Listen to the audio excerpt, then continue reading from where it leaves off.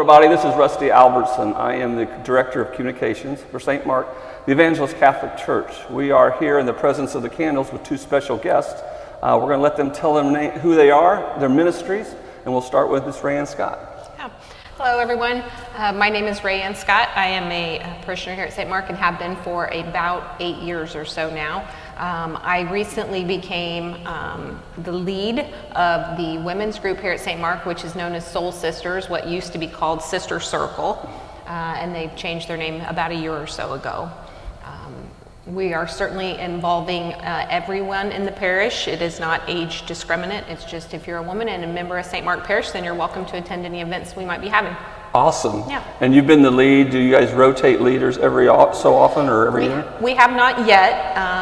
As the leader, I'm also the representative for the Soul Sisters group on the parish council, and so at some point that will change over as a year, but I think right now nobody is interested in stepping up and being at both of those meetings, and so I'm still serving in that role right now. Awesome. So great ministry for the women of our parish. And the men of our parish, Jeff, tell us a little bit about yourself and your ministry. Yeah, thanks, Rusty. So we've been parishioners, my wife and I, Amy and I have been parishioners for over 2 decades. We have 4 children that have now all graduated from St. Mark's School, and 2 of them are out of high school and 2 of them are still in college. So we've been active parishioners for a while now. I am currently the president of the men's club, and so the men's club is open to all men 21 and older of the parish, and really has 3 purposes: to serve, to socialize, and to grow spiritually, and really supporting both the church, the school, and athletics. So that is kind of a little bit about our ministry. Awesome. And I know that we have so many ministries. A lot of people don't know even. I'll be honest with you, I would be hard pressed to name them all because we have so many ministries. But these 2, very wide base, like you said, either females or males are your requirement. So tell us a little bit on the formerly the Sister Circle, now the Soul Sisters. Maybe some upcoming events you guys got coming up. Well, I think our goal is to start meeting once a month again, and we had a bit of a delay over summer. I think the most difficult part of organizing Soul Sisters has been, because it is such a wide variety, we are all, as women, overbooked and often busy with our kids and our jobs and other ministries and volunteer events as well. So it has been difficult to kind of nail down a time every month for people to actually attend, but we are trying to get back into the habit of doing that.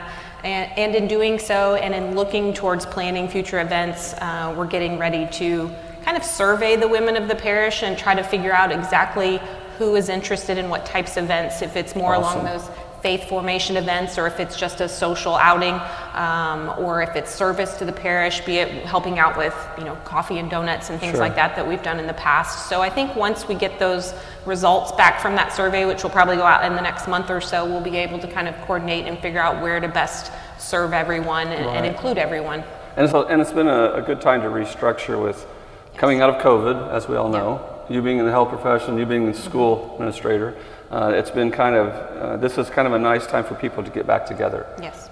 So we really appreciate that you sending out that information, because a lot of times leaders plan meetings on their convenience and don't think of other people.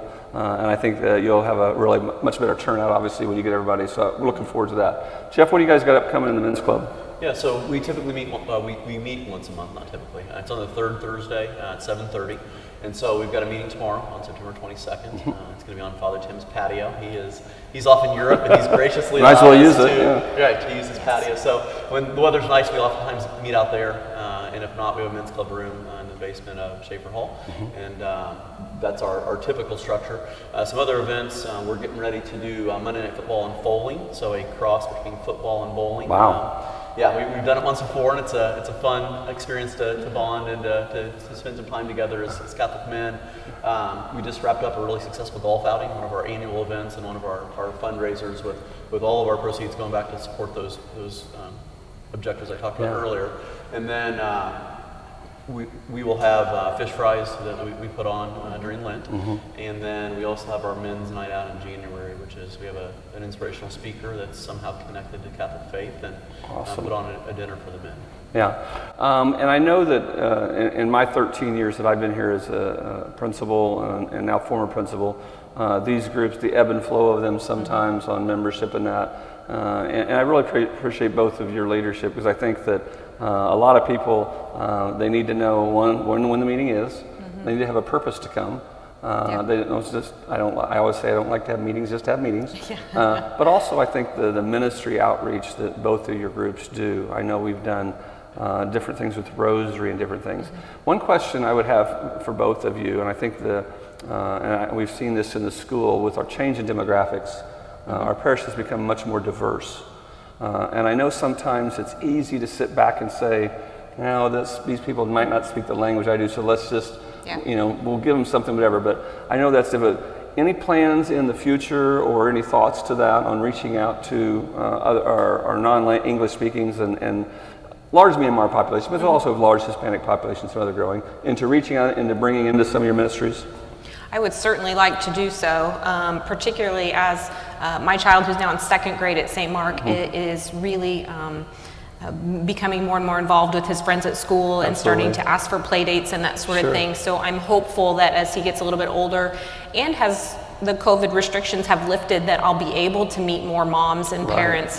It's been difficult over the last couple of years to kind of connect as we weren't even allowed in the school. So I'm certainly hopeful now that we'll be able to kind of touch base and make those connections and hopefully make everyone feel welcome to come to the meetings. Yeah, a lot of times it's just a smile and to welcome them in. Exactly. Jeff, your ministry, same kind of thoughts? Yeah, so as a school administrator in Perry Township, obviously we serve a diverse population, and when I was a building principal, my school's over 50% Burmese, and so that was something that we learned as far as the outreach piece. And so working with Ambrose often comes to our meetings and brings some friends, and I don't know if we found a meeting that really fits, but we found opportunities to serve together, and so we're continuing to figure out ways to better engage all parts of our parish and really partner with the diversity of our parish. Yeah, that's awesome, because I know that, like you guys both said, that when the parents, first of all, the kids are the ones that's easy, because the kids,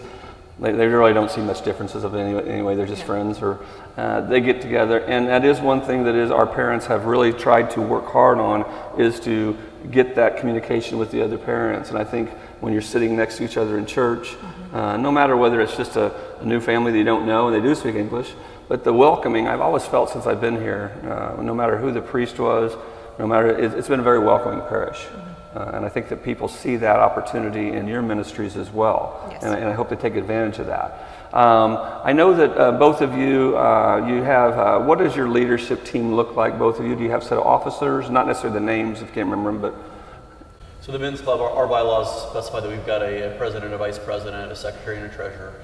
So the president and vice president are 2-year terms, and then at the end of those 2 years, the vice president steps into the president's role. Gotcha. So kind of in training. Yep, so that way that there's a transition of leadership, and then the other 2 executive officers serve 1-year roles, and Andy Egan has served as treasurer for many years, so it's not a one and done. If you decide to continue to serve, we appreciate all that he does in that role, and so that's kind of the structure that we have. And we plan meetings, when we plan our events, we typically have a executive officer work with somebody who's not an officer, just to kind of, again, build that capacity in others and share Awesome. that. So. Yeah. And your leadership team? Well, I would say it's not really set in stone just yet. When I took over from what was Sister Circle, there were not officers, and there was not a collection of funds like you guys raised from the golf outing to manage from a treasury standpoint.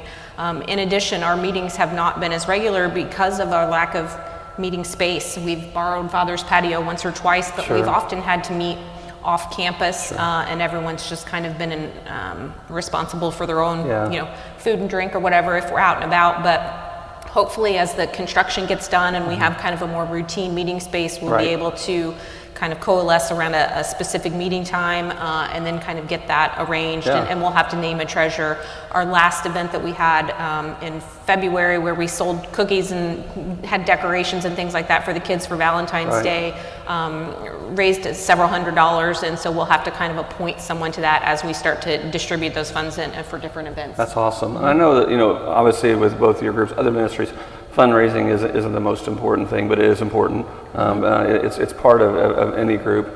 But I think that just the communication, the welcoming, the involvement, doing the non-tangibles, the setting up, the men's club sets up for things, the women's group does different things for the parish. I think that when you find your niche like that, it's very helpful to the parish. Any plans in the future for any joint ventures between the two groups? Yeah, we're certainly not opposed to it. We have a big merger here. Yes, yes. We've already somewhat with Steve Helmick and MMA. We Yes. did Sure. a prayer conference, and we Awesome. had last weekend, I believe it was 2 weeks ago. We had Game night. the game Yes. afternoon on a Awesome, Sunday yeah. to bring intergenerational and all the groups Yeah. together. So yes, Steve and I have met him times, and Yeah. we've talked through things that we can partner with. So, Yeah. Well, I appreciate both of you taking time off your very busy schedule. Sure. We went back with a couple of emails, but we got it solidified to 3 o'clock. We're at 3 o'clock in the afternoon here. I appreciate your time. We look forward to the good things that both your ministries have to offer. Any new things that you have coming up, feel free to share them with us. We can get them out to everyone. And we appreciate you coming in. Yeah, thank you for having us. All right. Well, listen, everybody have a great day today. Peace to you.